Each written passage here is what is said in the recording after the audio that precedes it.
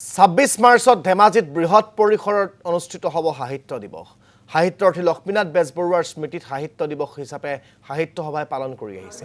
উত্তৰ পূবৰ 8খন ৰাজ্যক লৈ অনুষ্ঠিত কৰা এই সাহিত্য দিৱসৰ আৰু শনিবাৰে ধেমাজিত জিলা সাহিত্য সভাই অনুষ্ঠিত কৰা সাহিত্য সমাৰোহত অংশগ্ৰহণ কৰি এই কথা জনালে অসম সাহিত্য সভাৰ সভাপতি ডক্টৰ বসন্ত কুমাৰ গোস্বামীয়ে।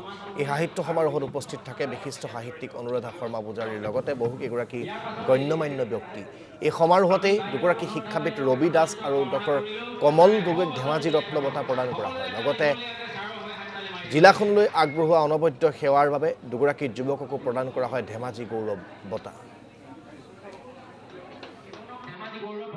হ'ল এইটো যে যিসকলে কাম কৰিছে, বিশেষকৈ নতুন প্ৰজন্মৰ বহুত ডাঙৰ কাম কৰি আছে আৰু সাহিত্য সভাৰ মূল লক্ষ্য হ'ল সেইসকলক উৎসাহিত কৰা।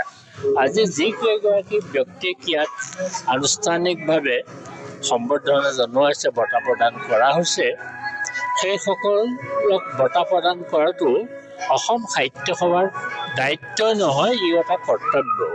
গতিকে এই অনুষ্ঠানটোলৈ মই আহি বৰ ভাল পাইছোঁ আৰু মই আপোনাসকলক ক'ব খোজোঁ যে ধেমাজিতেই বোধ কৰোঁ অহা 26 মাৰ্চত এটা বিশাল কাৰ্যসূচী হ'ব। আমাৰ 8 ভনীক একেলগ কৰি ধেমাজিত ইয়াত আমি এটা কাৰ্যসূচী কৰিম।